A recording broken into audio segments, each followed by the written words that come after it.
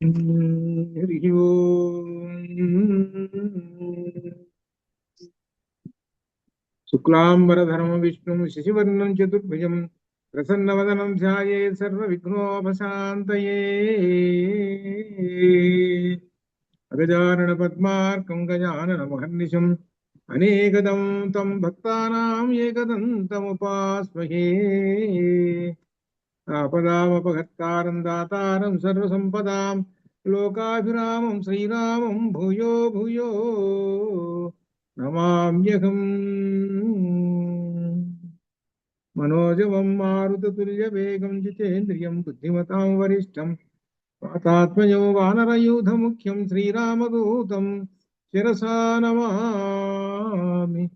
उल्लङ्घ्य सिन्धोः सलीलं यशोकवह्निं जनकात्मजायै आदाय तेनैव ददाकलङ्कां नमामि तं प्राञ्जलिराञ्जनेयं बुद्धिर्बलं यशोधैर्यं निर्भयत्वमरोगता जाड्यं वाक्पटुत्वं च हनुमस्मरणात् भवेत्। रामाय रामचन्द्राय रामभद्राय वेधसे रघुनाथाय नाथाय सीताय पतये नमः। वन्दे वानरनारसिंहखगराट् क्रोडास्ववक्त्रौचितम् त्रिक्षाक्षिस्फुटिपञ्चवक्त्रं रुचिरं बालार्ककोटिद्युतिं हस्ते शूलकपालमुद्गरहलं कौमोदकी भूधरम् खट्वाङ्गाङ्कुशपाश पर्वतधरं पीताम्बरं वानरम् पूजन्तं राम रामेति मधुरं मधुराक्षरम् आरुह्य कविताशाखां वन्दे वाल्मीकिकोकिलम्। వందే వాల్మీకి కోకిలం. రామాయణము అద్వైతం అనే అంశం మీద సుందరకాండను అధ్యయనం చేస్తున్నాము. ఇందులో సుందరకాండలో ప్రథమ సర్గలో ఉన్నాము. ప్రథమ సర్గలో హనుమ ఆకాశంలో వస్తున్నాడు, కింద సముద్రం ఉన్నది.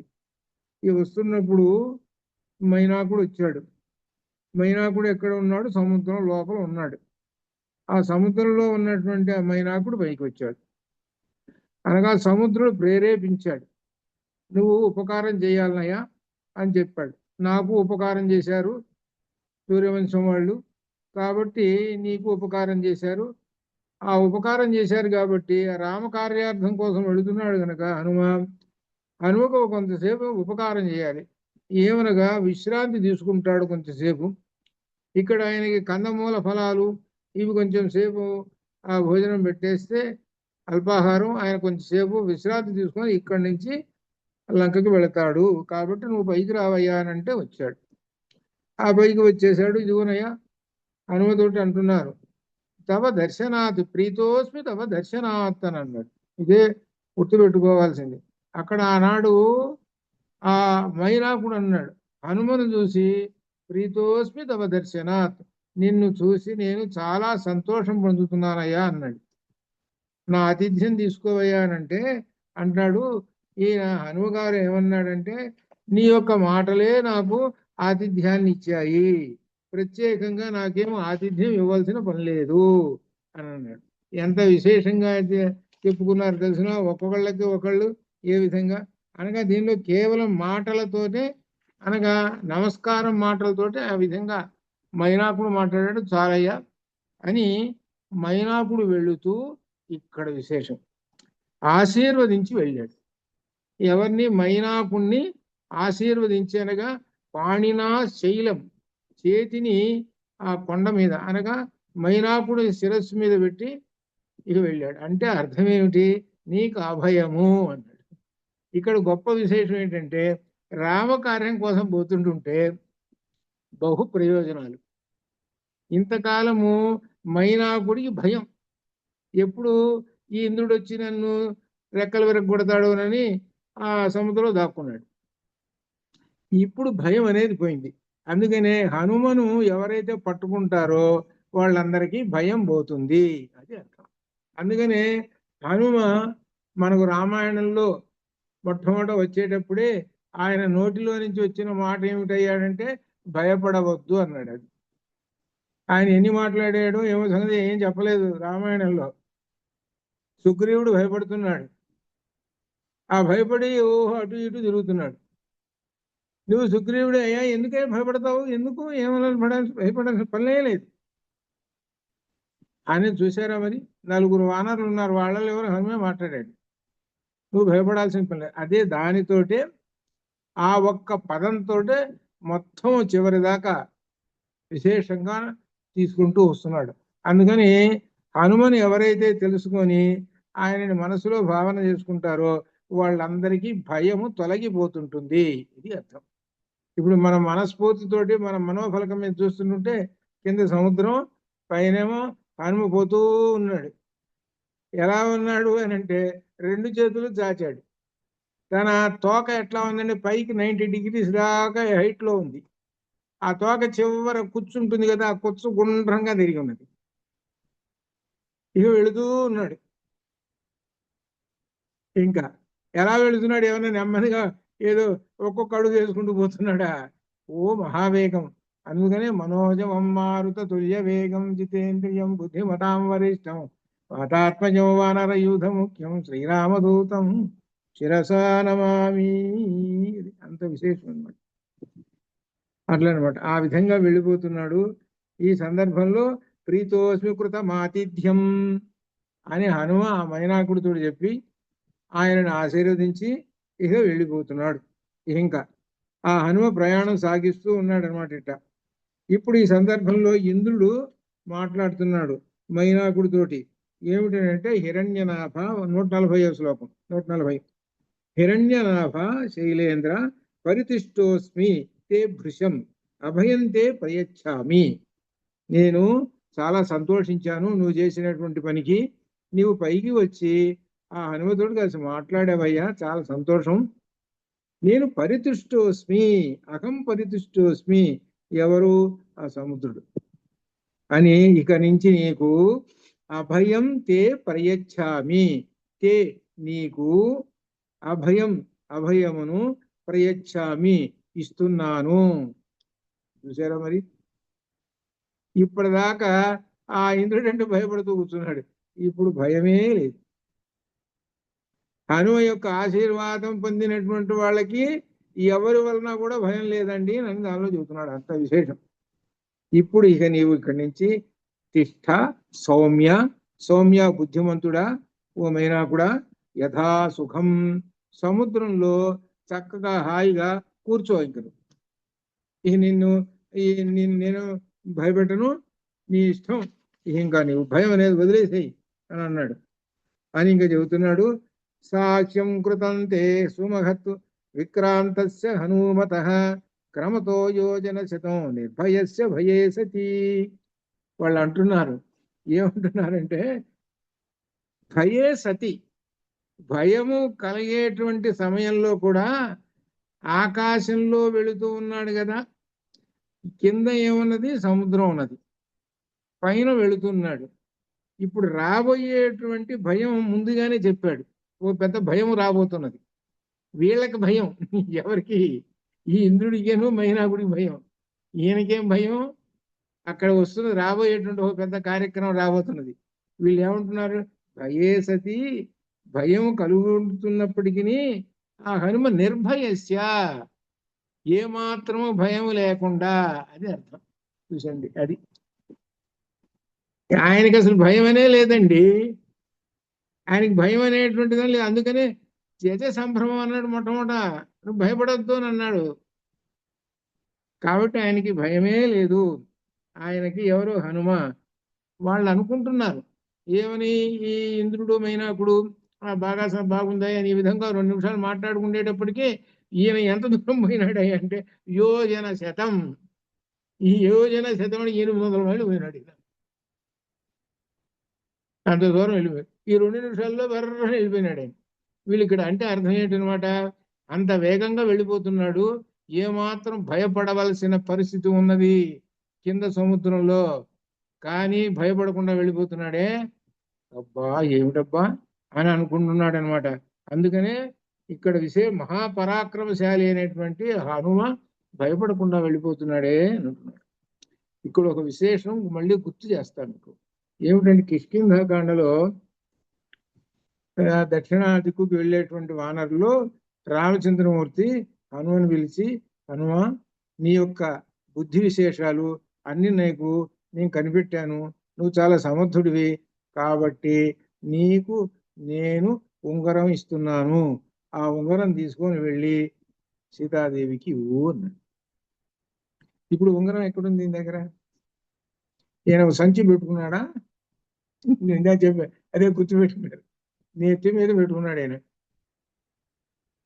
నెత్తి మీద ఏముంది? పైన రాములు వారు కూర్చున్నాడు. ఇంకా ఇంకా తిరుగు ఇంకేమి లేదు. ఇంక అక్కడ రాములు వారు కూడా పక్కన ఉన్నాడు కాబట్టి ఇంకెవడు వస్తాడు? అది ఇక్కడ గొప్ప విశేషం, రామముద్రిక అది అనమాట. అందుట్లో ఈయన మహాపరాక్రమవంతుడు, రాములు వారు కూడా పైనే ఉన్నాడు. ఇంకెక్కడ ఆయన ఏం చేస్తారు? ఇప్పుడు రాబోతున్నది అట్లా అనమాట ఇది. సరే, ఇప్పుడు వస్తున్నది. సరే, ఆయన రామస్య ఏష హితాయ యాతి దాశరథేర్హరి సత్క్రియాం కుర్వత తస్య తోషితో అస్మి దృఢం త్వయా. ఆ రాములకు హితం చేయటం కోసము ఈ హనుమ వెళుతున్నాడు. అటువంటి మహాత్ములకు నీవు సత్కారం చేసేవయ్యా, ఓ మైనాక చాలా సంతోషిస్తున్నాను అన్నాడు.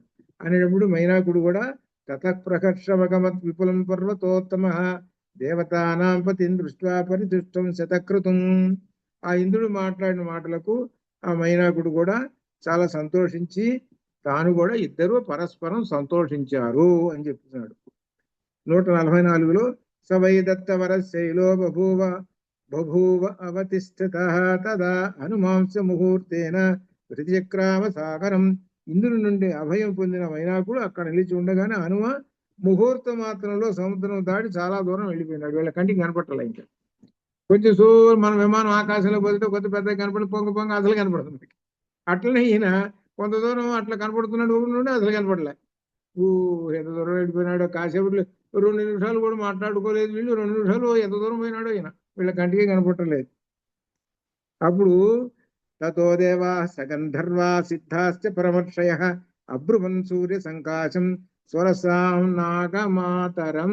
ఇక రెండో స్టెప్ వస్తున్నది. ఇక్కడి నుంచి ఒక స్టెప్. ఈ దేవతలు ఉన్నారే, వీళ్ళు ఊరికే ఉంటారా? ఈ దేవతలు, గంధర్వులు, సిద్ధులు వీళ్ళందరూ కూడా వాళ్ళు ఏం చేస్తున్నారంటే సూర్య తేజం వంటి తేజం గల నాగమాత దగ్గరికి వెళ్ళారు. ఎవరు నాగమాత అంటే దాక్షాయణి, అంటే దక్షుని యొక్క కుమార్తె. ఈమెకి నాగమాత అంటే పాములు ఈమె సంతానం.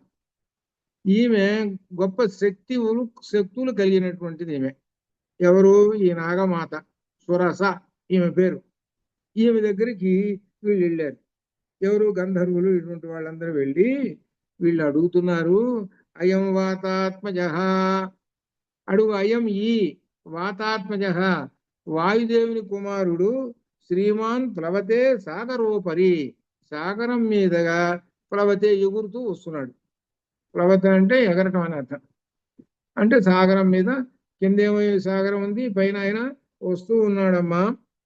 ఆయన పేరు ఏంటంటే హనుమాన్ నామా. ఆయన పేరుడు హనుమ. తస్యత్వం ముహూర్తం, ఆయనను తస్య ఆయనని ముహూర్తం ఒక క్షణకాలం పాటు విఘ్నం ఆచర. విఘ్నము అనగా ఆయనకి ఒక విఘ్నాన్ని కలిగించేసి, ఆపదని ఒక కష్టాన్ని కలిగించు. ముందుకు సాగిపోతున్నాడు కదా, కాబట్టి నువ్వు ఒక కష్టాన్ని కలిగించేస్తే ముందుకు పోతాడా లేదా వెనక్కి తిరిగి వెళ్ళిపోతాడా, రిటర్న్ వెళ్ళిపోతాడా? ఇప్పుడు మేము పరీక్ష చేసుకోవాలా, మేము పరీక్షించుకోవాలి. ఇప్పుడు ఎందుకో తెలుసిన, లంకకు కదా వెళ్ళిపోతున్నది. లంకకి వెళ్ళాలనంటే రాక్షసులకే భయం లంకకి వెళ్ళాలంటే. మరి ఈయన వెళుతున్నాడు. ఈయన రామకార్యం కోసం సీతామ్మవారిని దర్శనం చేసుకోవడానికి పోతున్నాడు. ఈయన అక్కడికి వెళ్ళాలి అంటే సామాన్యం రాక్షసులు. ఈయనకి ఎంత శక్తి ఉందో ఏమిటో ఇప్పుడు మేము కాస్త పరీక్షించుకోవాలి. ఎందుకంటే ఈయనని అంత గొప్పవాడైతే మేము కొంచెం ధైర్యంగా ఉంటాం. ఎందుకనగా ఈ రావణాసురుడు వల్ల వీళ్ళు బాధలు పొందారు, ఈ దేవతలు, గంధర్వులు, సిద్ధులు, సాధులు, వీళ్ళందరూ. కాబట్టి వీళ్ళందరూ కూడా నాగమాతను అడిగారు, కాసేపు ఆయనకు ఒక ముహూర్తం మాత్రం విఘ్నమాచర, ఒక క్షణకాలం విఘ్నము ఆయనకు ఆటంకం కలిగించేసి ముందు సాగనివ్వవాకు, మేము చూస్తాం ఆయన యొక్క పరాక్రమం ఏమిటో. ఇప్పుడు పరాక్రమం చూడలే మైనాకుడి దగ్గర. మైనాకుడి దగ్గర ఏం చేశాడు? ప్రీతోష్కృతం ఆతిథ్యం అనుకుంటూ వెళ్ళిపోయినాడు. ఇప్పుడు మేము ఆయన పరాక్రమం చూడాలి. కాబట్టి ఆ నాగమాతని అడుగుతున్నారు. రాక్షసం రూపమాస్థాయ శుభోరం పర్వతోపమం దంష్ట్రాకరాళం పింగాక్షం వక్త్రం కృత్వా నభస్సమం. ఆ సొరస నాగమాత వాళ్ళకి దివ్య శక్తులు ఉన్నాయి కాబట్టి ఒక్కసారి రాక్షసం, పెద్ద రాక్షసి అయిపోయింది. శుభోరం భయంకరమైనటువంటి పర్వతం ఎంత ఉంటుందో అంత తయారైపోయింది. అందుట్లో ఆమె దంష్ట్రాకరాళం, దంష్ట్రలు అంటే కోరలు కూడా చూస్తుంటే భయం. కరాళం భయంకరమైనటువంటిది. ఆ భయంకరమైనటువంటి కోరలు ఇవన్నీతోటి ఒక రూపం కనబడుతూ ఉన్నది. ఎలా అంటే అసలు ఆ రూపం చూస్తుంటేనే వీడు హడలుకు పోయి కూర్చుంటాడు. ఆ హడలుకు పోయి కూర్చుంటాడు అనమాట. అట్లా అలా ఆ విధంగా ఉన్నాడు. ఎవరు? సురస ఉన్నది. ఆ సురస ఉన్నది దంష్ట్రాకరాళం పింగాక్షం. ఆ కళ్ళు కూడా పింగాక్షం, భయంకరంగా ఉన్నది. వక్త్రం కృత్వా నభస్సమం. అబ్బో, ఆ నోరు తెరిచింది, ఓ ఆకాశం ఎంత ఉంది వెడలు. చూస్తేనే భయం వేస్తుంది. ఎంత రూపం అండి! ఎంత రూపం కూర్చో, ఎంత రూపము అంతటి ఆ రూపాన్ని పొందింది ఆ సురస. సురస ఎవరు? నాగమాత. ఆమె ఎవరుండో దాక్షాయణి, దక్షుని యొక్క కుమార్తె అదనమాట. కాబట్టి ఆమెను అడిగారు ఒకసారి. ఆమెని వస్తున్నాడండి హనుమాన్ నామ వానరహ, పరీక్షించండి అని వీళ్ళు అడిగారు. అడిగేటప్పుడు ఆమె సరే గొప్ప నోరు తెరుచుకొని అడ్డంగా ఆకాశంలో నిలబడ్డది. సరే అండి ఆమె అంటుంది, బలమిచ్చామహే జ్ఞాతం భూయశ్చాస్య పరాక్రమం త్వాం విజేష్యతి ఉపాయేన విషాదం వా గమిష్యతి. ఆమె అంటున్నది, హనుమంతుని బలపరాక్రమం పట్ల తెలుసుకొని కోరుతున్నాం కాబట్టి నిన్ను ఉపాయం జయించగలడా అని అంటున్నారు. ఎవరు? దేవతలు. లేక విషాదం పొందుతాడా, వెనక్కి తిరిగి వెళ్ళిపోతాడా? ఏది సురస నాగమాత కాబట్టి నాగమాత అని వీళ్ళందరూ 148 శ్లోకం కూడా దేవతలు అడుగుతున్నారు ఆమెని. ఎట్లా ఉన్నది? ఆమె పెద్ద నోరు తెరుచుకొని ఉన్నటువంటి మహాభయంకరమైనటువంటి ఆ రూపాన్ని పొందింది. అప్పుడు వీళ్ళు అడుగుతున్నారు కాబట్టి ఆయన్ని ఒక్కసారి విగ్రహాచర అని అన్నారు. ఇక తర్వాత సురస వికృత రూపం మళ్ళీ చూపిస్తున్నాడు. ఏవ ముక్తాదు సాదేవి దైవతై అభిసత్కృత సముద్ర మధ్యే సురస బిభ్రతి రాక్షసం వపు. పెద్ద శరీరం పొంది వికృతంచ విరూపంచ సర్వస్య భయావహం పరమమానం హనుమంతం ఆవృత్య ఇదం ఉవాచ. ఆ దేవతలు చెప్పినట్టుగా ఈ సురస వచ్చి నిలబడది. గౌరవపూర్వకంగా వచ్చి నిలబడి భయంకరమైన వికృతమైనటువంటి విరూపంతో రాక్షస శరీరం ధరించి సముద్ర మధ్యమున అడ్డగా నిలచి, సముద్ర మధ్యంలో సముద్రం మీద నుంచి పైకి ఆకాశం అంతంటే ఎన్ని వందల మైళ్ళు పొడుగుందో అని. అది ఆ పడవ హైట్. అందుకే అర్థం ఏంటి? మనకు పెద్ద కనుక ఒక పెద్ద స్తంభం ఏదో ఉందంటే అడ్డం ఉందని పోలేం కదా, అట్లా ఆ విధంగా నిలబడింది. అంటే ఈయన ఎటు పోవటానికి తప్పించుకోవడానికి వీల్లేదు. మనం ఏం చేస్తామంటే ఏదైనా అడ్డం ఉంటే, ఏదైనా పెద్ద రాయి ఉంటే అడి తిరిగిపోతాం, లేదా ఇడి తిరిగిపోతాం. ఈయన అటు తిరిగి ఎటు తిరిగి పోవడానికి వీల్లేదు. ఇక ఎట్ట పోతాడు చూస్తానని, ఇక ఎట్లా పోతాడో నేను చూస్తానని. ఎవరో సురస. చూసుకోండి తెలివితేటలు ఎలా ఉపయోగిస్తున్నారు చూసుకోండి వీళ్ళు. అందులో రాక్షసి కదా, ఈయన సంగతి వాళ్ళకి తెలియదు పాపం. అది ఏం జరిగిందో చూద్దాం ఇప్పుడు. తర్వాత అంటున్నది ఆ సురస, మమ భక్ష ప్రతిష్టస్త్వం ఈశ్వరై వానరర్షభ అహం త్వాం భక్షయిష్యామి ప్రవిసేదం మమ ఆననం. ఏ వానర, ఈశ్వరై వానరర్ష, ఈశ్వరై అనగా దేవతలు నాకు ఏం చేశారంటే, నాకు ఆహారం ఒక చిన్న టిఫిన్ ఏర్పాటు చేశారు. ఆ టిఫిన్ ఏంటంటే హనుమ అనేటువంటి కోతి వస్తున్నాడు, ఆ కోతిని నోట్లో వేసుకో అని చెప్పారు. కాబట్టి త్వాం నిన్ను భక్షయిష్యామి, తినేస్తాను, ఇక నేను నమిలి పారేస్తా. చూసావా నా కూరలు ఎట్టున్నాయో చూసావా? కాబట్టి మమ ఆననం, నా యొక్క ముఖంలోకి ప్రవేశించుము.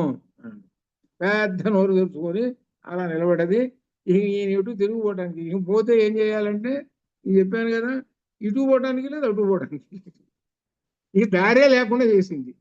కనపడుతుంది, పెద్ద నోరోడు కనపడుతున్నది, వికృతమైనటువంటి రూపంతో కనపడుతున్నది. అట్లా కనబడుతూ అలా నిలబడినది. మమ భక్ష ప్రతిష్టత్వం ఈశ్వరై వానరర్షభ. ఈ దేవతలందరూ నీకు ఆహారంగా చేశారమ్మా అయ్యా, అయ్యా హనుమ, నాకు ఆహారంగా చేశారు దేవతలు, కాబట్టి నా నోట్లో ప్రవేశించయ్యా బాబు అని అంటున్నది. పాపం ఎట్లా అంటుందో చూసా. అవి వచ్చి ఆయన సంగతి పాపం తెలియదు ఏమిటి, ఆయన తెలివితేటల సంగతి ఏమిటి తెలియదు. తర్వాత ఏం జరిగింది చూద్దాం. అప్పుడు హనుమ చూసుకోండి, సురసకు నమస్కరించి ఈ విధంగా అంటున్నాడు. ఏవ ముక్త సురసయ ప్రాంజలిర్వానరర్షభ ప్రహృష్టవదన శ్రీమాన్ ఇదం వచనం అబ్రవీతు. హనుమకు ఒక 10-15 సార్లు శ్రీమాన్ అనేటువంటి పదాన్ని ఉపయోగిస్తాడు వాల్మీకి. శ్రీమాన్ అనే పదం ఉపయోగించేది ఏంటంటే లక్ష్మీయుక్తమైనటువంటి వాడు, ఆయనకి ఎటువంటి ఆపదలు లేవు అని అర్థం. అది అంత శుభకరమైన వాడనే భావంతో ఆ హనుమని తీసుకుపోతున్నాడు. అది అందుకని శ్రీమాన్ పదం ఉపయోగిస్తుంటాడు. ఇక రాబోయేది పెద్ద ఆపద, కానీ ఆపద ఏంటనమాట, ఈయన శ్రీమాన్, ఈ ఆపద లేదు ఏం లేదు, వెళ్ళిపోతాడు అదే అర్థం అనమాట. శ్రీమాన్ ఇదం వచనం అబ్రవీత్. ఆ హనుమ ఈ విధంగా మాట్లాడుతున్నాడండి. ఇప్పుడు ఏమి చేయాలి?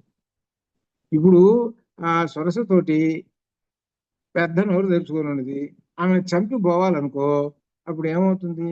చంపాలేనంటే ఆమెని ఈయన ఒక పెద్ద రూపం తెరుచుకొని ఆమె చంపేసేసి పోవాలంటే టైం తీసుకుంటుంది. ఒక 2 రోజులు 3 రోజులు పడుతుంది. మరి కార్యక్రమం అంతానేమో వెనక్కి పోతుంది. ఇది ఇప్పుడు ఏం చేయాలి? ఇప్పుడు తెలివితేటలు ఉపయోగించాలి. అది అర్థం. అది ఆంజనేయ స్వామిని హనుమని పట్టుకుంటే ఎక్కడ ఏ సందర్భంలో పరాక్రమం చూపించాలి, ఎక్కడ తెలివితేటలు చూపించాలి, తన యొక్క శక్తులు ఉన్నటువంటి అని ఇక్కడ అర్థం చేసుకోవాలి. అందుకని ఈయన ఏం చేశాడు? ఈ వచ్చింది దాక్షాయణి కదా, అంటే దక్షుని యొక్క కుమార్తె కదా. దక్షుడు అనేటువంటి ఆయన ప్రజాపతి. ఆ ప్రజాపతి అంటే బ్రహ్మదేవుడితో సమానం, బ్రహ్మదేవుని కుమారుడే కాబట్టి అందుట్లో స్త్రీ. కాబట్టి ఆమెకి ఏమంటున్నారంటే ఈయన నమస్కారం చేసి ప్రాంజలి, నమస్కారం చేసి ఈ విధంగా హనుమ అంటున్నాడు. ఇక్కడ చెబుతున్నాడు ఒక విశేషమైనటువంటిది కూడా. ఏముంటాడు 153 శ్లోకంలో, రామోదాశరథి నామా ప్రవిష్టో దండకావనం లక్ష్మణేన సహ భ్రాత్ర వైదేశ్యాచాపి భార్యయా. ఇక్కడ గొప్ప విశేషం ఉంది. ఈ శ్లోకంలో ఎన్ని అక్షరాలు ఉన్నాయి? 32 అక్షరాలు ఉన్నాయి.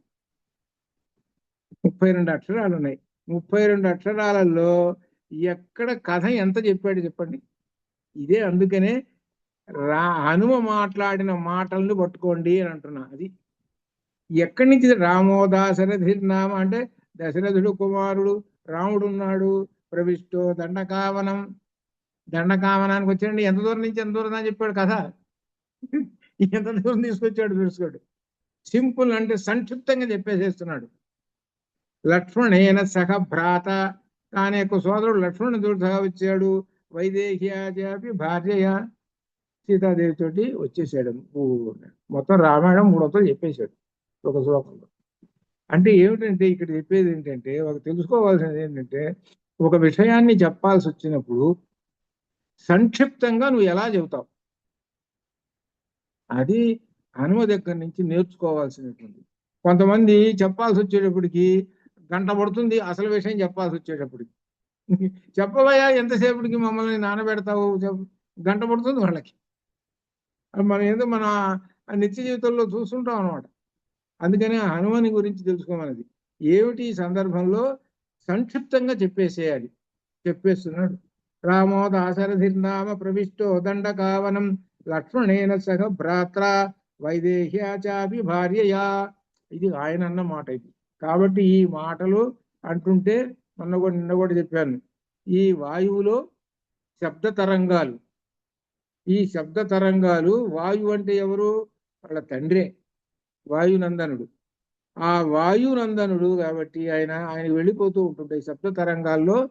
నేను అన్న మాటలు అప్పుడెప్పుడో అన్నాను నేను, ఇప్పుడు ఎవరో అంటున్నారే, రామో దాశరథిర్నామ ప్రవిష్టో దండకాహను అన్నారే, మళ్ళీ అంటున్నారే ఎవరు, ఎక్కడ పరిగెత్తుకుంటూ వచ్చేసేసాడు ఆయన. ఆ పరిగెత్తుకుంటూ వచ్చేసేసి వచ్చి అక్కడ కూర్చున్నాడు. అక్కడ కూర్చున్నాడు. ఇంకా దానితోటి ఆ ఇంట్లో ఉన్నటువంటి శనిగ్రహం రాహుగ్రహాలు ఎవడన్నా అంటే బరు ఇక ఇక చచ్చే పరుగులు పెట్టేశారు బయటికి. ఇంకెవడు రమ్మో వచ్చేసాడరా, తాట తీస్తాడు రానని. అది విశేషం. అందుకనే హనుమ మాటలు గనక చెబుతున్నారు, ఆయన వచ్చి కూర్చుంటాడు. కూర్చున్నాడంటే మొత్తం పరిగెత్తాడు. అందుకనే గ్రహములు అన్నీ కూడా, పాపగ్రహములు ఏవి కూడా హనుమ దగ్గరికి రావు.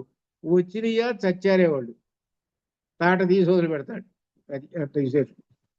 అందుకనే హనుమ యొక్క గొప్పతనం. అందుకని ఆయన అన్ని తర్వాత అన్యకార్య విషక్తస్య బద్ధ వైరస్య రాక్షసై తస్య సీతాహృత భార్య రమణేన యశస్విని.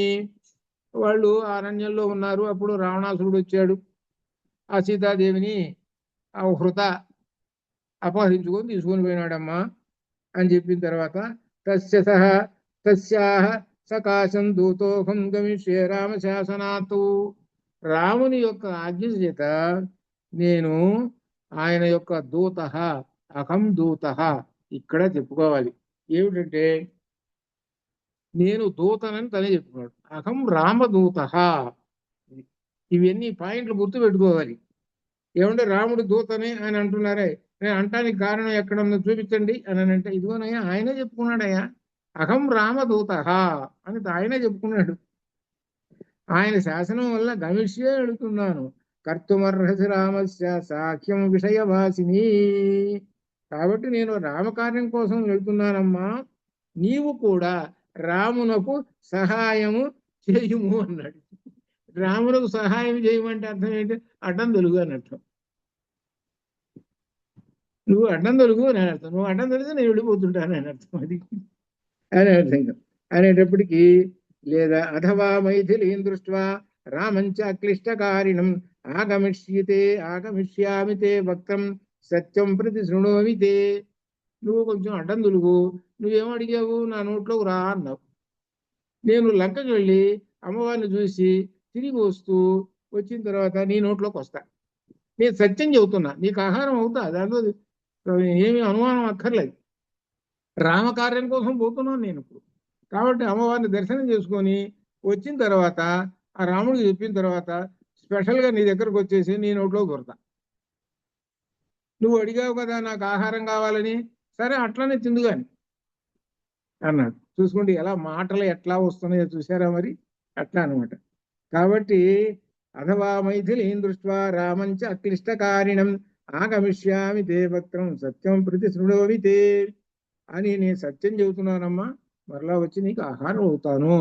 కాబట్టి కాస్త దారికి అడ్డం దొరుగు అంటున్నాడు. అప్పుడు సొరస ఏమంటున్నది? ఏవముక్త హనుమత సొరస కామరూపిణి అబ్రవీన్ నాతివర్తేత కస్య దేశ వరో మమ. అదేం కుదరదయ్యా. ఇక్కడ ఏది కామరూపిణి ఆమె సొరస అంటే ఏ రూపం కావాలంటారు. పెద్ద రాక్షస రూపం వస్తుంది, దైవ రూపం అమ్మవారి రూపం వస్తుంది, రకరకాల రూపాలు వచ్చేస్తాయి. అటువంటి ఆమె కామరూపిణి అనమాట. ఆమె హనుమంతునితో నన్ను ఎవరు అతిక్రమింపజాలరు, నన్ను దాటి ఎవడు వెళ్ళేటువంటి శక్తి ఎవడికి లేదు, కాబట్టి ఇది నాకు వరము, నా యొక్క శక్తి ఇది, కాబట్టి నా నోట్లో రావాలి. తం ప్రయాంతం సముద్వీక్ష సురసా వాక్యం అబ్రవీతు. సరే విన్నాడు. బలం జిజ్ఞాసమానావై నాగమాత హనుమత. నాగమాత సురస వెళ్ళిపోతున్నటువంటి హనుమంతుని చూసి ఆయన బలం ఎంతటితో తెలుసుకోవాలని మళ్ళీ అంటున్నది. ఏమిటి? ఏమయ్యా అటు ఇటు తిరిగి పోవాలని చూస్తున్నావా? నేనేం పోలేను. నువ్వు అటు పోతే నేను అడ్డం వస్తా, ఇటు పోతే నేను అడ్డం వస్తా. మళ్ళీ చెబుతున్నా విను. ప్రవిశ్య వదనం మే అద్య గంతవ్యం వానరోత్తమా. ఏ వానశ్రేష్ఠ ప్రవిశ్య వదనం మే వదనం ప్రవేశ్య, మే నా యొక్క వదనమున ప్రవిశ్య ప్రవేశించుము, అద్య ఇప్పుడే ప్రవేశించుము. వరయేష పురా దత్తో మమ ధాత్రేతి సత్వర వ్యాదాయ విపులం వక్తం సితాసా మారుతే పురః. నాకు ఒక వరం ఉందండి, బ్రహ్మదేవుడు వరం ఇచ్చాడు నాకు. ఏమిటంటే వరం, నీవు నా నోట్లోకి రావాలి. అని వరం ఇచ్చాడు. ఇప్పుడు నాకు ఆ వరం సఫలం కావాలి, కాబట్టి నేను నోరు తెరిచున్నాను, నా నోట్లోకి రా అని అంటుంది.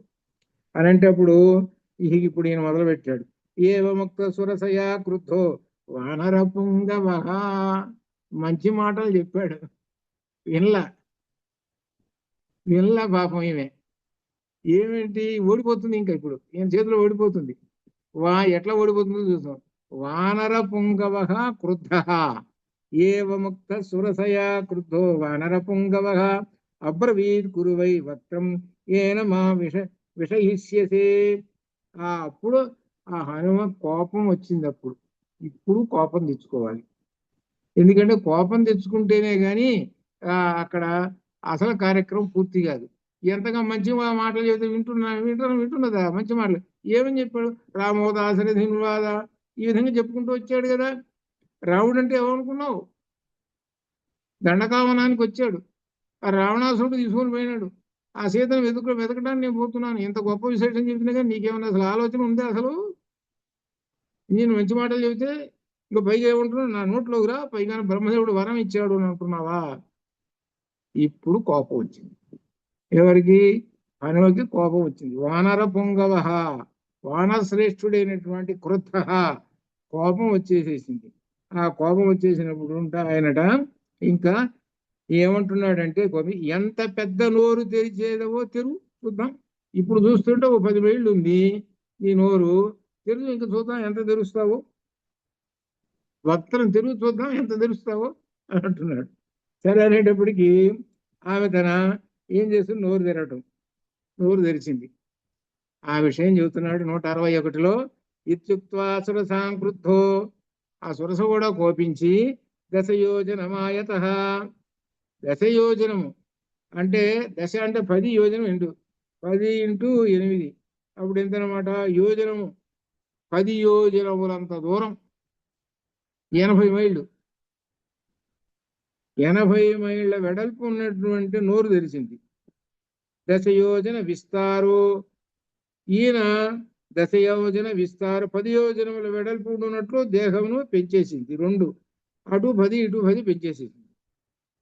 ఇప్పుడు తదా హనుమాన్, అప్పుడు హనుగారు తం దృష్ట్వా మేఘ సంకాశం దశయోజనమాయతం చకార సురసాచ హాస్యం వింశతి యోజనమాయతం. నువ్వు 10 మైళ్ళు పెంచావా? నేనేం తక్కువ తిన్నాను అనుకున్నావా? నేను 20 పెంచుతున్నాను అన్నాడు. ఈ వింశతి యోజనం చూసుకోండి.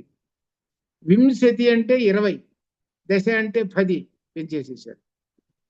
నా శరీరం చూసుకో ఎంత ఉందో, నీ నోరు చూస్తేనే 10 చూసుకో, నా శరీరం చూసుకో ఎంత ఉందో. ఇంకా కానీ నేను చూద్దాం, నీ సంగతి ఎంత చూస్తా. నేను చెప్పిన మాట వినలేదు కదా. రామోదాసరి నామా అని చెప్పిన విన్నావా? వినలేదు. ఇంకా పెంచు. హనుమాంసు తక్రుద్ధ త్రిశంతి ధియోజనమాయిత చకార సురసా భక్తం 40 తథోచిత. వరుసగా 10 పెంచుకుంటూ పోతున్నారండి. 10 పెంచుకుంటూ పోతున్నారు. పాపం ఈయన ఎవరో ఏందో పాపం సురసగా తెలియదు. పాపం దేవతలందరూ కూడా ఎన్నో వరాలు ఇచ్చారు. ఈయన ఎవరో, ఎందుకు వచ్చాడో, రామకార్యార్థం కోసం వచ్చాడు అనేది పాపం తెలియదు. ఈ దేవతలందరూ పోయి నమస్కారం చేసి కాస్త టెస్ట్ చేయమమ్మా అని అన్నారు. ఈ టెస్ట్ చేయడానికి వచ్చింది. చెప్పి వచ్చి ఏం చేసిందో అర్థం చేసుకున్నది. చివరికి ఓడిపోయి ఏమంటున్నదంటే, ఓడిపోయి మంచి తెలియవాలి వాడివాయి నువ్వు అని అంటున్నది. తర్వాత వస్తుంది. బభూవ హనుమాన్ వీర 50 యోజనోచిత 50 చకార సురసావక్తం 60 యోజనం 60. తథైవ హనుమాన్ వీర 70 తర్వాత చకార సురసావక్తం 80 యోజనం 80. హనుమా అచల ప్రఖ్యో 90 పెంచేసేసాడు ఈయన. ఇక హనుమంతుడు ఇప్పుడు బుద్ధి వైశిష్ట్యం చూస్తున్నాడు. ఎట్లా ఉంటున్నదంటే, హనుమంతుడు ఇప్పుడు అనుకున్నాడు, నేను ఆ విధంగా నేను 10 పెంచుకుంటూ కూర్చుంటుంటే, ఈ విధంగా 100, 200, 1000, 2000 పెంచుకుంటూ కూర్చుంటుంటే ఏమవుతుంది అని అంటే, టైం మాత్రం అయిపోతుంది. టైం మాత్రం మింగేస్తుంది. ఇక్కడ నేనేమి చెప్పాను? సాయంకాలం కల్లా దిగాలి అక్కడ. సాయంకాలం 6 గంటల కల్లా నేను లంకలో దిగాలి. ఇప్పుడే 4:30 అయిపోయింది. పొద్దున ఎప్పుడో 8ంటికి బయలుదేరా. ఈమె దగ్గర కూర్చుంటే ఎట్లా? నేను పెంచుతా, ఆమె తడకు 10 కాదు 100 కానీ ఎంతైనా పెంచేస్తా, ఆమె పెంచుతుంటుంది. ఎట్లా? ఇప్పుడు విశేషం తెలివితేటలు ఇప్పుడు ఉపయోగిస్తున్నాడు. కోపం పక్కన పెట్టేసేసాడు, కోపాన్ని పక్కన పెట్టేసేసి ఈ తెలివితేటలు ఉపయోగిస్తున్నాడు అనమాట. ఏంటనమాట? దీన్నే బుద్ధి వైశిష్ట్యము, హనుమ యొక్క బుద్ధి వైశిష్ట్యము, గొప్ప విశేషం. తందృష్ట్వా వ్యాధితం తు ఆస్యం వాయుపుత్ర సుబుద్ధిమాన్. అక్కడ పదాలు వేసుకోవాలి. సుబుద్ధిమాన్ వాయుపుత్ర. మనం ఆంజనేయ స్వామిని చూసినప్పుడు నిన్న కొన్ని మాటలు చెప్పాను. మహాకపి, మహావీర, మహాతేజ, అవి రావాలి. అట్లనే సుబుద్ధిమాన్, మహాకవి, హనుమా, ఆ మాటలు రావాలి. ఇప్పుడు ఆలయానికి వెళ్ళినప్పుడు కానీ మనకి ఎప్పుడైనా సందర్భంలో ఆలయానికి వెళ్ళినప్పుడు ముఖ్యంగా ఈ మాటలు రావాలి, ఈ మనసులో అనుకోవాలి. ప్రదక్షిణం చేసేటప్పుడు కూడా మహాకవి, మహావీర, మహాతేజ, సుబుద్ధిమాన్, హనుమాన్ అనే మాటలు మనస్సులో అనుకుంటూ ఆ ప్రదక్షిణం చేయాలి. అది అర్థం. ఊరికి గిరగిరా తిరగటం కాదు. ఇప్పుడు చాలా మంది ఏంటంటే గిరగిరా తిరుగుతాడు. 108 ప్రదక్షిణలు చేయండి, ఆ గిరగిరా ఒకళ్ళ కార్డు ఒకటి పెట్టుకుంటారు. 108 ఒకటి దిగగానే ఒకటి పొడుచుకుంటారు ఆ కాగితం మీద. 108 పొడుచుకోగానే 108 అయిపోయింది కదా, అక్కడ ఆంజనేయ స్వామి బొమ్మ ఉంటుంది, అక్కడ ఆ బొమ్మ దగ్గర కాళ్ళ దగ్గర ఆడ వారేసిపోతుంటారు. ఓ నాకెందుకు చెప్పారుగా 108 తిరిగి పోవాలని ఇంక చెప్పే పని లేదు. ఇంకా అది అటువంటి బాపతులు ఉన్నారు. ఎందుకయ్యానంటే అజ్ఞానం, తెలియదు పాపం. అందుకని ఏంటంటే ఒక్క ప్రదక్షిణం చేసినా కానీ అక్కడ విశేషంగా ఉండాలి.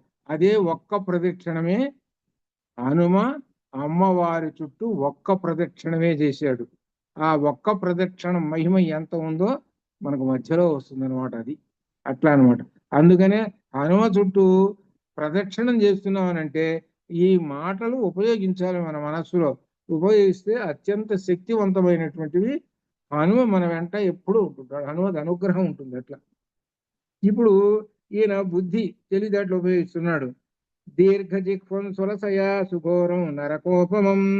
పెద్ద నాలుక, పెద్ద నోరు, ఆమె నరకంలాగా ఉందండి అది. సుసంక్షిప్య ఆత్మాన కాయం బుభూవ అంగుష్టమాత్రక. ఇక్కడ విశేషం. ఇప్పుడు విశేషంలోకి మనం ఇప్పుడు దీనిలోకి వెళ్ళిపోతున్నాం, ఉపనిషత్తులోకి వెళ్ళిపోతున్నాం. ఏమిటంటే అంత పెద్ద నోరు తెచ్చిందిగా ఈయన ఒక్కసారి శరీరాన్ని అంగుష్టమాత్రో పురుషో బభూవ. ఎక్కడ వచ్చింది మనకు? దైత్యేది, దీనిలో కఠోపనిషత్తులో వచ్చింది. కఠోపనిషత్తులో వచ్చింది. ఆ పరమాత్మ అంగుష్టమాత్రో పురుషో బభూవ. అది అంగుష్టమాత్రమంతా ఉంటాడు ఆ పరమాత్మ అని. చివరికి బొటన వేలంతా. ఇప్పుడు ఆమె 90 వేళ్ళు పొడుగుంది, ఈయన ఎంత ఉన్నాయో 3 అంగుళాలు ఉన్నాడు ఈయన. ఇప్పుడు అంటే అర్థం, బొటన వేలు ఎంత ఉంది? 3 అంగుళాలు. తక్కువని అయిపోయినాడు. ఆమె తెలుసుకోవాలా ఎంతసేపటికి ఏంటి, నేను పెరుగుతున్నాను కదా, మనం వీడి కాసం నోట్లో దొరుకుతాడు కదా అని అనుకుంటున్నది. ఈయన ఎప్పుడైనాడో ఏమో బొటన వేలంత అయినాడు, అంగుష్ట మాత్ర అయిపోయినాడు. అయిపోయి ఇంక ఏం చేస్తున్నాడు అనమాట, ఆ దేహం తగ్గించేసేసి సహా అభిపత్యాసు తద్వక్త్రం నిష్పత్య చ మహాజవ. మహాజవ గొప్ప వేగం కలిగినటువంటి ఆయన మహాతేజస్ సంపన్నుడైన మహావేగముతో తద్వక్త్రం, ఆ సొరసు యొక్క వక్త్రం ముఖములోకి వెళ్ళి వెంటనే లోపలికి వెళ్ళాడు. వెంటనే వెళ్ళి తిరిగి బయటికి వచ్చి ఆకాశం నిలిచాడు. అమ్మా నేను నువ్వు మింగుతానన్నావు కదా, నోరు తెరిచావు కదా, లోపలికి వచ్చా, మరి మింగలేదు, నేనేం చేసేది? లోపలికి వచ్చాను నేను. ఈయన కూర్చో ఏమంటున్నాడు తెలిసిన, ఒక క్షణంలో లోపలికి పోయినాడు, బర్ర లోపలికి పోయినాడు, మళ్ళీ బర్ర రిటర్న్ వచ్చేసాడు. నీ నోట్లోకి వచ్చానా రాలేదా? వచ్చాను. నువ్వు మింగలేదా, నన్నేం చేయమంటావు? ఇది బయటకు వచ్చేసాను. బయటకు వచ్చి హాయిగా ఆకాశంలో నిలబడ్డాడు. ఆకాశం నిలబడి అప్పుడు ఇదమ వచనం అప్రవి శ్రీమాన్. ఆ శ్రీమంతుడైనటువంటి లక్ష్మీ సంపద్యుక్తుడైనటువంటి హనుమ గారు ఈ విధంగా ఆ సరస్సుతోటి అంటున్నాడు, ప్రవిష్టోస్మి హితే వక్త్రం దాక్షాయణి నమోస్తుతే. ఏ దాక్షాయణి, దక్షిణ యొక్క కుమార్తె నాగమాత, నమోస్తుతే, తే నీకు నమోస్తు నమస్కారము. గమిష్యే యత్ర వైదేహి, ఎక్కడైతే వైదేహి జానకి ఉన్నదో అక్కడి గమిష్యే వెళ్ళి సత్యంచ ఆసీద్వరస్తవ, ఆమెను చూసుకొని నేను అన్నాను మొట్టమొదటి మాట నీకు ఆహారం అవుతానని, అప్పుడు వస్తానమ్మా అని అంటున్నాడు. ప్రస్తుతం లోపలికి వెళ్ళా, లోపలికి వెళ్ళి బయటికి వచ్చేసాను. నువ్వు మింగలేదు, నువ్వేమన్నావు ఆహారం అన్నావు కదా. ఇప్పుడు నేను అమ్మవారి దగ్గరికి వెళ్ళి చూసి రిటర్న్ వచ్చిన తర్వాత అప్పుడు ఒక పూట ప్రత్యేకంగా వచ్చి నీకు ఆహారం అవుతాను అని అంటున్నాడు. నేను అన్నమాట నేను నెరవేర్చుకుంటాను అని అన్నాడు అని అంటున్నాడు. అని తర్వాత తం దృష్ట్వా వదనాన్ ముక్తం చంద్రం రాహు ముగాదివ అప్రవీ సురసా దేవి స్వేన రూపేణ వానరం. అప్పుడు ఆ సురస నోటిలో నుంచి వచ్చినటువంటి సురసి నోటిలో నుంచి వచ్చినటువంటి ఎవరు హనుమ పోలిక ఏం చెబుతున్నాడంటే రాహు మింగాడు చంద్రుణ్ణి, ఒక నిమిషం లోపల ఉంచుకున్నాడు, ఆ తర్వాత చంద్రుడిని బయటికి కక్కాడు. అంటే అర్థం ఏంటనమాట, చంద్రగ్రహణం. అంటే అర్థం ఏంటి, హనుమ గొప్ప దివ్య తేజో సంపన్నుడు కదా, ఒక్క క్షణం లోపలికి వెళ్ళాడు, బయట కాంతి లేదు.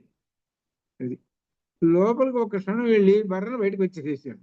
ఇప్పుడు ఎలాగున్నాడంటే చంద్రుడు ఎట్లా ప్రకాశించిపోతున్నాడో తెల్లగా, ఇది వరకు ప్రకాశించేదానికన్నా ఇంకా డబల్ ప్రకాశిస్తున్నాడు, అలా ఉన్నట్టు ఆ హనుమ.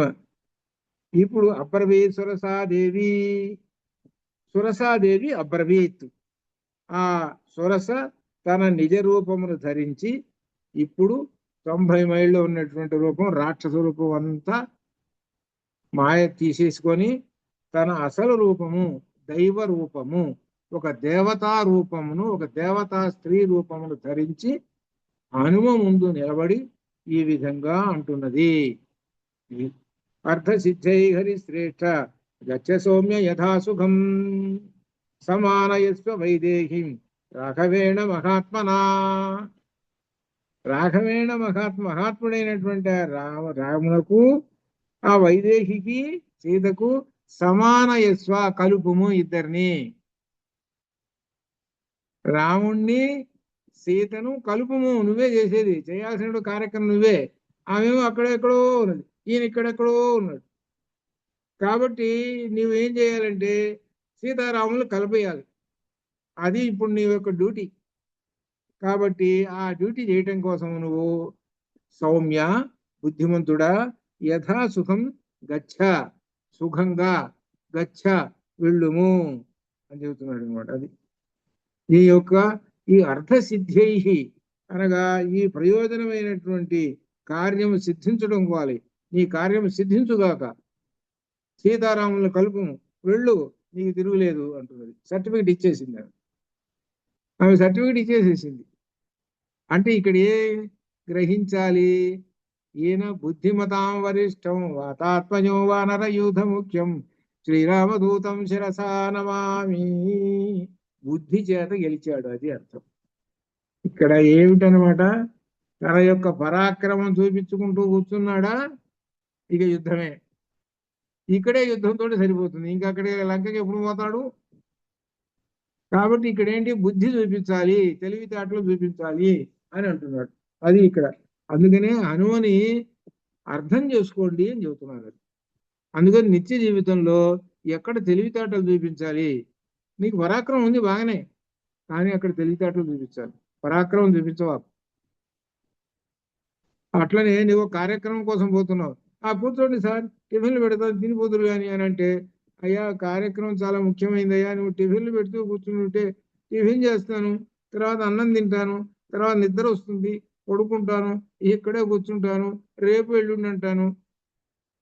అంటే ఒక కార్యక్రమం పెట్టుకున్నప్పుడు మరొక కార్యక్రమం విషయ సుఖం మీద ఆనందాల మీద ఈ శరీరం నింపుకోవడం పెట్టుకోకూడదు, ఆ కార్యక్రమం మీద లక్ష్యం మీద ఉండాలి, అదే మనస్సంకల్పము. మనస్సంకల్పం ఎలా ఉంటుందని అంటే ఎంతసేపటికి ఆ చివరి లక్ష్యం ఏందో అక్కడ చేరేదాకా ఈ మనస్సు అక్కడే ఉంటుంది. అందుకని కిష్కింధాకాండలో చివరిలో చెబుతాడు, ఏంది నేను జగామలంకా మనసా, ఆంజనేయ స్వామి వారు హనుమ కిష్కింధాకాండలో చివరిలోనే మనస్సుతోటి ఆయన లంకలోకి చేరిపోయినాడు. అటువంటి మనస్సు ఉన్నటువంటి వాడు ఇక చూసుకోండి ఇంకా ఆగుతాడా మరి?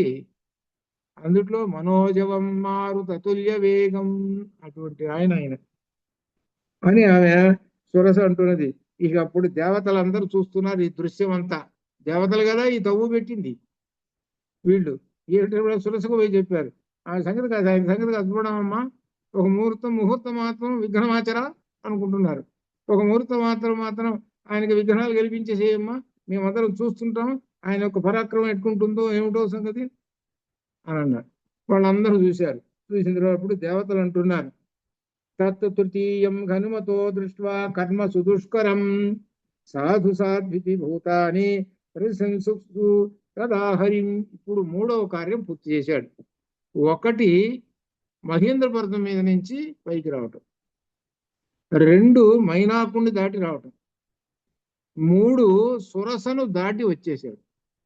ఈ కార్యములు అసాధ్యమైన కార్యాలు సుసాధ్యం చేశాడు కేవలం తన యొక్క బుద్ధి విశేషం చేత.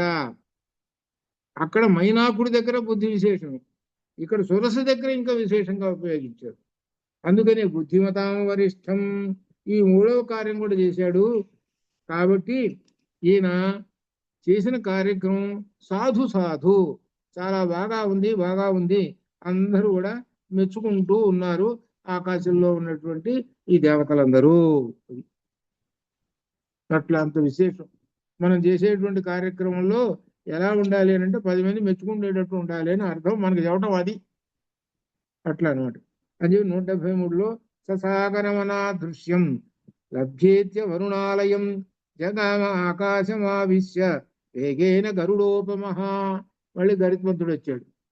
మనకు ముందే మొట్టమొదటి చెప్పాం కదా, పంచముఖ ఆంజనేయ స్వామి ఎదురుగా చెప్పి పంచముఖ ఆంజనేయ ఎక్కడ వచ్చాడు, ఎక్కడెక్కడ రూపాలు చెప్పేశాం. మళ్ళీ గరుత్మంతుడు వచ్చాడు. ఎక్కువగా ఈయన గరుత్మంతుడితోటి పోలిక చెబుతుంటాడు. గరుత్మంతుడితోటి గరుడోపమహ, గరుడుని వలె ప్రయాణం సాగిస్తున్నాడు. మహాసాగరమును హనుమంతుడు సమీపించి ఆకాశంలోకి ఇంకా విధంగా గరగర వెళ్ళిపోతూ ఉన్నాడు.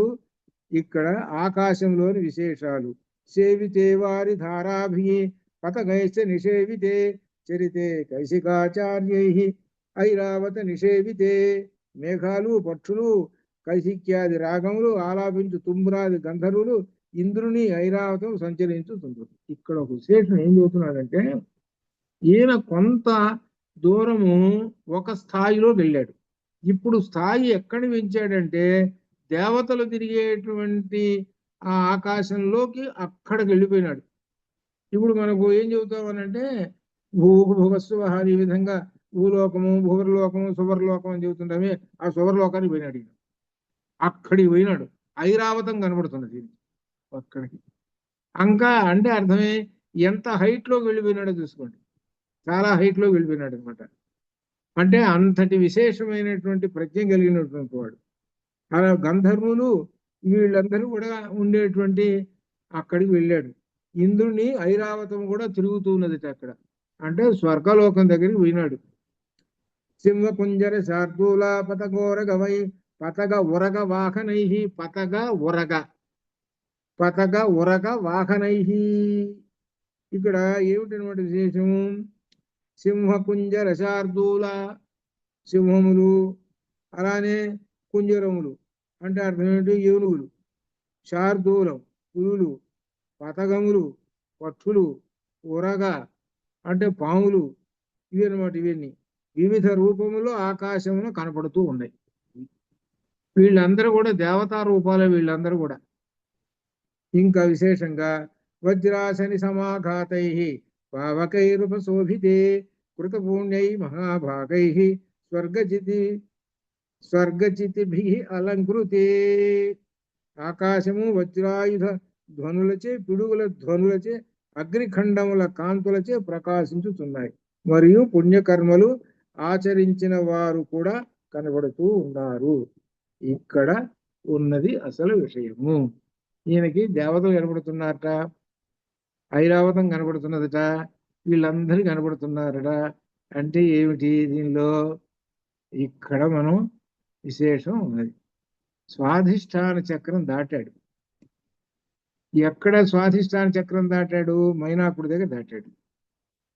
స్వాధిష్టాన చక్రం దాటిన తర్వాత ఏమవుతుందని అంటే మణిపూరకం వస్తుంది. ఈ మణిపూరకం చక్రం అంతా కూడా ఏంటంటే విష్ణు చక్రం, అనగా లోకాలు అనమాట. ఇవన్నీ కనపడేది ఈ లోకాలలో ఏమిటంటే ఇదిగో ఇంద్రలోకం కనపడుతున్నది. ఈ లోకాన్ని దాటుతున్నాడు ఇంకా. ఇది యోగ పరంగా, అనగా అంటే ఏంటన్నమాట, స్వాధిష్టానం తర్వాత ఉన్న చక్రాన్ని దాటేస్తున్నాడు. దాటేసి ఇంకెక్కడికి వస్తున్నాడు? అనాహతం దగ్గరకు వస్తున్నాడు. అనాహతం అంటే అర్థం ఏమిటి? మనకి గుండె ఉన్నటువంటి స్థానం ఉన్నదే, అక్కడ ఉంటుంది అనాహత చక్రం. అక్కడికి వస్తున్నాడు ఈయన. ఇది కూడా దాటి విరాడు. దాటి దగ్గర దగ్గర అనాహతం దగ్గరకు వచ్చేస్తున్నాడు. అంటే ఇప్పుడు 3 చక్రాలు దాటి 4వ చక్రం దగ్గరకు వస్తున్నాడు.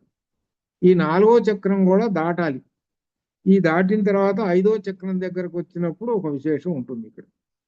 ఆ చక్రం దాటడం అంటే ఈ ఆకాశ మార్గంలో ఎక్కడి నుంచి, మూలాధారం నుంచి ఆకాశ మార్గంలోకి వెళుతూ ఉన్నాడు. ఇప్పుడు ఆకాశం పైన ఉందండి, పైకి పైకి పోతూ ఉన్నారు. 3 లోకాలు చెప్పారు. ఏమిటనమాట? భూలోకము, భువర్లోకము, సువర్లోకం అని చెప్పాడు. సువర్లోకం అనేది లాస్ట్ లోకం. ఆ లాస్ట్ ఉండేటువంటి ఆ లోకాన్ని దగ్గరికి పోవాలి. అది మనకు ఈ షట్చక్ర భేదంలో చూపిస్తున్నాడు. అదేమో కాబట్టి వీళ్ళందరూ కూడా కనపడుతూ ఉన్నారట ఆయనకి. అనగా అర్థం ఏమిటి? మణిపూరక చక్రం కూడా దాటాడు, అనాహతం దగ్గరికి కూడా వెళుతున్నాడు అని చెబుతూ దీనిలో విశేషం వస్తున్నది. ఏమిటంటే మహర్షిగణ గంధర్వ నాగ యక్ష సమాకులే వివిక్తే విమలే విశ్వే విశ్వావసు నేషేవితే. ఇది ఇక్కడ మణిపూరక చక్రం. మణిపూరక చక్రాన్ని దాటుతూ ఉన్నాడు. దేవరాజ గజాక్రాంతే చంద్ర సూర్య ప్రభే ప్రధే శివే చంద్ర సూర్య పథే శివే వితానే దేవలోకస్య వితతే బ్రహ్మ నిర్మితే. మంగళకరమైన ఆ ప్రదేశంలో సూర్య చంద్రుల మార్గము ఉండను. ఇక్కడ ఇది చెప్పేశాడు. దాటాడు, సూర్యచంద్రులను దాటాడు. సూర్య మార్గాన్ని, చంద్ర మార్గాన్ని, 2 మార్గాల్ని దాటేశాడు. ఎంత హైట్ లో? సువర్లోకంలో ఉన్నాడు ఇప్పుడు ఈయన. అక్కడ ఉన్నాడు. ఇంద్రుని గజములు సంచరిస్తూ ఉన్నాయి అక్కడ. ప్రాణికోటికి పై భాగమున బ్రహ్మ నిర్మించిన ఒక పెద్ద అందమైన వితానములే ఆకాశం అంట కనపడుతుంది. పైన ఒక డోమ్ లాగా కనపడుతున్నది ఆకాశం. చాలా హైట్ వెళ్ళిపోయినాడు. అనగా అనాహత చక్రాన్ని కూడా దాటుతున్నాడు. అనాహత చక్రాన్ని కూడా దాటిన తర్వాత విశుద్ధ చక్రానికి రావాలి. వస్తున్నాడు విశుద్ధ చక్రానికి. బహుశగా సేవితే వీరై విద్యాధర గణై వరై జగామవాయు మార్గేతు గరుత్మాని మమారుతి ప్రదృశ్యమాన సర్వత్ర హనుమాన్ మారుతాత్మజ విభేజే అంబరం నిరాలంబం లంబపక్ష ఇవాద్రిరాట్. పెద్ద రెక్కలు ఉన్న మహాపర్వతం వలె హనుమ ఎటువంటి ఆధారములు లేని ఆకాశమున ప్రయాణిస్తూ ఉన్నాడు. ఆ మహాత్ముడు అన్ని చోట్ల కనబడుచుండెను. ఇది పైన ఉన్నాడు. ఉన్నటువంటి హనుమ అన్ని చోట్ల, సమస్త దిక్కుల అన్ని చోట్ల ఆయనే కనబడుతున్నట్ట. ఎంత హైట్ లో ఉన్నాడో ఇదే ఇక్కడ మనం తెలుసుకోవాల్సినటువంటి. ఈ అనాహత చక్రాన్ని దాటాడు. అనాహత చక్రం దాటేటప్పటికి సర్వత్రా కనబడుతుంటాడు. సర్వత్రా కనబడుతుంటాడు అనాహత చక్రం దాటినప్పుడు. అని ఒక్కొక్క లక్షణం చెబుతున్నాడు అనమాట. ఈ అనాహతం దాటంగానే ఇక్కడ వస్తున్నది ఒక గొప్ప విశేషం. ఇక ఈ యోగ మార్గం దాకా ఇక్కడ దాకా చెప్పాడు, 181 దాకా. ఆ తర్వాత 182 నుంచి ఒక విశేషం చెప్పి అక్కడ విశుద్ధి చక్రాన్ని భేదిస్తున్నాడు. విశుద్ధి చక్రాన్ని భేదిస్తున్నాడు. ఎక్కడ 182లో విశుద్ధి చక్రాన్ని. ప్లవమానంతో తందృష్ట్వా సింహికా నామ రాక్షసి మనసా చింతయామాస ప్రవృద్ధ కామరూపిణి. సింహిక ఉన్నది ప్రవృద్ధ కామరూపిణి. ఆమె కూడా కామరూపిణి. ఆమె ఈ సింహిక, ఆమె సముద్రంలో ఉంది. సుగ్రీవుడు చెప్పాడు, దక్షిణ దిక్కు వెళ్ళేటువంటి వానరులారా వినండి. దక్షిణ దిక్కులో పెద్ద మహాసముద్రంలో కొంత దూరం వెళ్ళిన తర్వాత ఒక పెద్ద రాక్షసి ఉన్నది. అది నీడను కొట్టుకొని లాగుతుంటుంది, లాగి నోట్లో వేసుకుంటుంది. జాగ్రత్త అని చెప్పాడు. ఆంజనేయ స్వామి వారికి గుర్తుకొచ్చింది. ఎలా గుర్తుకొచ్చింది అని అంటే, ఈయన పోతున్నాడు, అది నీళ్ళలో ఉంది, ఆ సింహిక లాగుతూ ఉన్నది. ఏదే మన అయస్కాంతం పెడితే లాగుతూ ఉంటుంటుంది, అట్లా ఆ విధంగా లాగుతూ, ఏమిటబ్బా నేను వెళుతుంటుంటే మళ్ళీ వెనక్కి వస్తున్నానేంటి అని అనుకున్నాడు హనుమ. అనుకొని, ఓహో సుగ్రీవుడు గారు చెప్పాడు మనకి అదే విషయం, సరే చూస్తాను, ఏ విధంగా చూస్తాను అయినప్పుడు, అద్య దీర్ఘస్య కాలస్య భవిష్యామి అహం ఆసిత, అన్నం భవిష్యామి అహం ఆసిత, నాకు చాలా కాలం నుంచి అన్నం లేదండి చెవి కంటున్నది, ఎప్పుడో తిన్నాను, ఇప్పుడు మాత్రం కోతి ఒకటి దొరికింది. ఇదం హిమే మహత్సత్వం చిరస్య వశమాగతం, మహత్సత్వం అందులో, ఈయన పెద్ద రూపంగా, ఓ ఆకాశం అంత రూపం ఉన్నాడు, కొండంత రూపం ఉన్నాడుగా, కాబట్టి బాగా కడుపు నిండుతుంది అనుకుంటున్నది ఎవరు? సింహిక. సింహిక అనుకుంటున్నది. కాబట్టి నాకు చిక్కాడండి మళ్ళా, ఎంతకాలం నుంచో ఆకలితో కొట్టుకుంటున్నాను, ఇప్పుడు మాత్రం చిక్కాడు. సింహిక హనుమంతుణ్ణి ఇక లాగుతున్నది. ఇది సంచించ ఆలోచించి, మనసుతోటి ఆలోచన చేసి, ఛాయా అస్య సమాక్షిపతు, ఛాయ ఉన్నట్టు ఛాయతో లాగుతూ ఉన్నది. ఆ సొరసగా సింహిక ఛాయాయాం గృహ్యమాణాయాం చింతయామాస వానరః. ఆ హనుమ అప్పుడు అర్థం చేసుకున్నాడు, చింతయామాస ఆలోచన చేసుకొని, సమాక్షిప్తోస్మి తరసా పంగోకృత పరాక్రమ ప్రతిలోమేన వాతేన మహానౌరి వసాగరే. ఏమిటబ్బా ఇట్లా సముద్రంలో పడవ వెళుతున్నది కదా గాలివాటానికి, ఇప్పుడేంటి ఇలా వస్తున్నది వ్యతిరేకం అని అనుకున్నాడు. ఏమిటి ఇది విశేషము? పంగోకృత పరాక్రమ, నా పరాక్రమంతో వెళ్తుంటే పరాక్రమం కూడా తగ్గిపోతున్నది ఏంటి, వెనక్కి లాగుతున్నది ఏమిటి అని అనుకొని, ఇప్పుడు తిర్యగూర్ధమధశ్చైవ వీక్షమాణస్తతకభి దదస్య మహత్సత్వం ఉద్ధితం లవడాంభసి. అడ్డంగా పైకి క్రిందకు దృష్టి సారించాడు. పైకి చూశాడు, ఏం కనపడలేదు. అటుపక్క చూశాడు, ఏం కనపడలేదు. కిందకు చూశాడు, సముద్రంలో, అప్పుడు కనపడదు. అప్పుడు ఆ సముద్రమున పైకి లేచిన ఒక మహా వింత జంతువు పైకి లేచి నిలబడింది. ఎవరు? సింహిక. తం దృష్ట్వా చింతయామాస మారుతి వికృతాననం కపిరాజేన కథితం సత్వం అద్భుత దర్శనం ఛాయాగ్రాహి. ఇక్కడ సింహికకి ఇంకో పేరు ఛాయాగ్రాహి, ఛాయను కొట్టుకొని లాగేస్తుంటుంది. మహావీర్యం తదిదం నాత్ర సంశయ.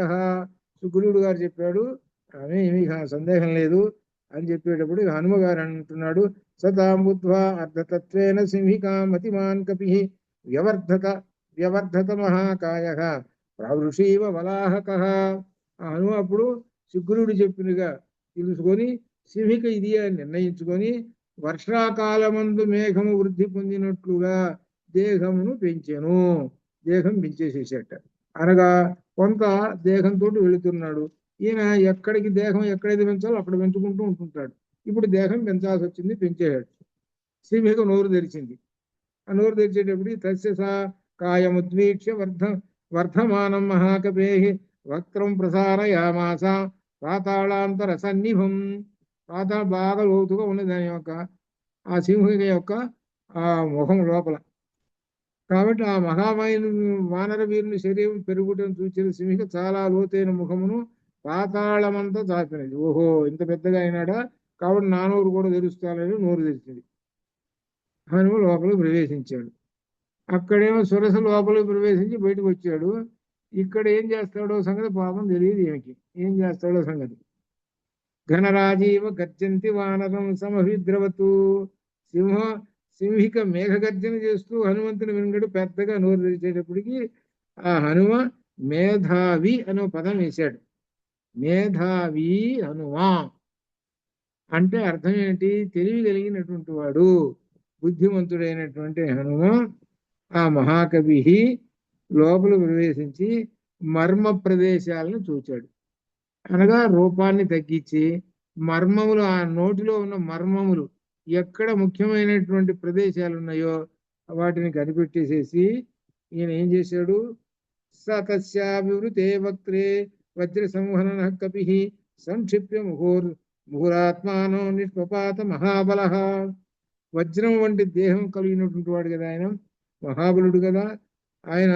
తన శరీరం తగ్గించుకొని నోటిలోకి వెళ్ళిపోయి ఆసేతస్యాని మధ్యంతం దతృసు సిద్ధచారణా గ్రస్యమానం యథా చంద్రం పూర్ణం పర్వ నిరాహుణ. వజ్ర సంహరణ కపి. ఆ వజ్రదేహం అనేటువంటి వాళ్ళు ఆయన లోపలికి వెళ్ళి ఆ శరీరంలోకి వెళ్ళాడు, వెళ్ళి బయటకు వచ్చేసాడు. అనగా అర్థం ఏమిటనమాట, ఈయన శరీరంలోకి పోగానే ఆమె నోరు మూసుకుంది, మింగేసానులే అనుకుంటుంది. మింగేసాను అనుకుంటే ఈయన ఏం చేశాడు, వజ్ర సంహరణ కదా బ్లేడు, ఈయన శరీరమే బ్లేడు ఇక్కడ అర్థం. ఇప్పుడు బ్లేడు మింగామనుకో మన పని ఏమవుతుంది, బ్లేడు మింగితే కాలే ఇంకా.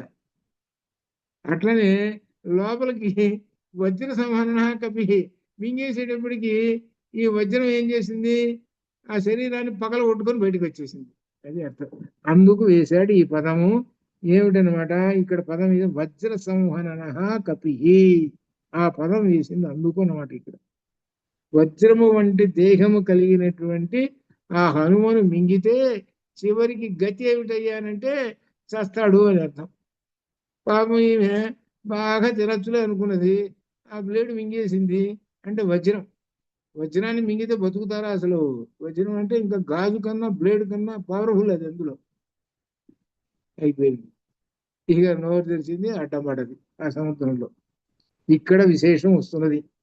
తతస్యా నఖై తీష్ణైః, నఖైః గోళ్ళు, తీష్ణైః మర్మాణి ఉత్కృత్య వానరః ఉత్పపాతాధ వేగేన మనస్సంపాత విక్రమః. లోపలికి వెళ్ళాడు, దాని గోళ్ళు కూడా ఆయన గోళ్ళతోటి కూడా ఒకసారి ఇటో నోరు చీల్చేసేసాడు, బయటకు వచ్చేసాడు, అది చచ్చిపోయింది. అది తాంతు దృష్ట్వాచ ధృత్యాచ దాక్షిణ్యేన నిపాత్య చ స కపి ప్రవరో వేగాతు వవృధే పునరాత్మవాన్. బయటికి వచ్చేసేసి ఈయన ఆ సింహికని చంపేసేసి బయటకు వచ్చి ధైర్యంతో చెప్పేసి మళ్ళీ యథావిధిగా తన శరీరాన్ని పెంచేసేసాడు. ఇది విశుద్ధి చక్రాన్ని దాటాడు. విశుద్ధి చక్రం ఎక్కడ ఉంటుంది, కంఠంలో ఉంటుంది విశుద్ధి చక్రం. ఈ విశుద్ధి చక్రం కంఠంలో ఉంటుంది. ఇక దగ్గరికి పోతున్నాడు ఆజ్ఞా చక్రానికి. ఈ విశుద్ధి చక్రం ఏంటి, సుగ్రీవము. మంచి గ్రీవము, కంఠము. ఈ మంచి కంఠములో ఉన్నటువంటిది ఇదనమాట. ఇక్కడే ఉన్నది అన్నదంతా కూడా. అనగా ఏ చక్రానికి ఆ చక్రం గొప్పది. ఇందులో విశేషం ఏంటి, ఒక్కొక్క చక్రం దాడుతుంటుంటే మనకు 4 విధములైనటువంటి ముక్తులు చెప్పుకున్నాం. సారూప్య, సాయుజ్య, సామీప్య అనే విధంగా చెప్పుకున్నాం. ఒక్కొక్క చక్రాన్ని దాడుతుంటుంటే ఒక్కొక్క ముక్తి లభిస్తుంటుంది. ఒక్కొక్క చక్రాన్ని దాటుతుంటుంటే అట్లా.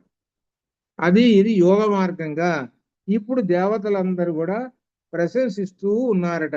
ఈ ప్రశంసిస్తూ ఇక్కడ గొప్ప విశేషాన్ని చెబుతూ ఉన్నారు.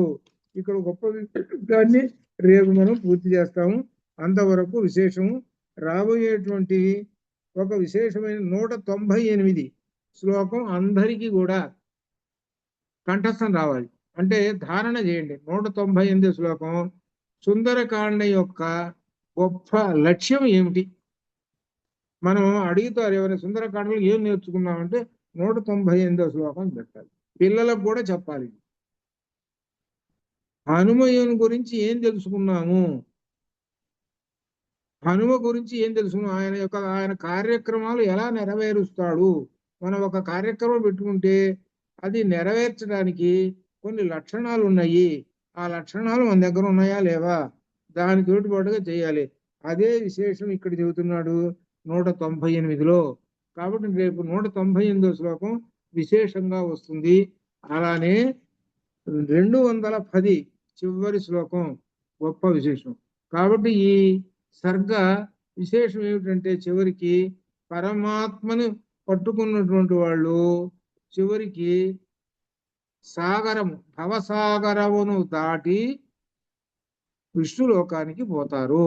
అది చెప్తుంది. కాబట్టి మొదటి సర్గలో ఇంత గొప్ప విశేషం ఉన్నది. అందుకని మొదటి సర్గని పారాయణ చేస్తే సర్వ శుభములు కలుగును. మొదటి సరుకు అంతే అనమాట. అందుకని అనమాట మొదటి సరుకు బాగా పట్టుకోవాలి ఇక్కడ విశేషం అనమాట. అంతవరకు శుభం భూయాత్. ఓం పూర్ణమద పూర్ణమిదం పూర్ణాత్ పూర్ణముదచ్యతే పూర్ణస్య పూర్ణమాదాయ పూర్ణమేవావశిష్యతే. అసతో మా సద్గమయ తమసో మా జ్యోతిర్గమయ మృత్యోర్మా అమృతంగమయ. ఓం శాంతి శాంతి శాంతి. శుభం భూయాత్.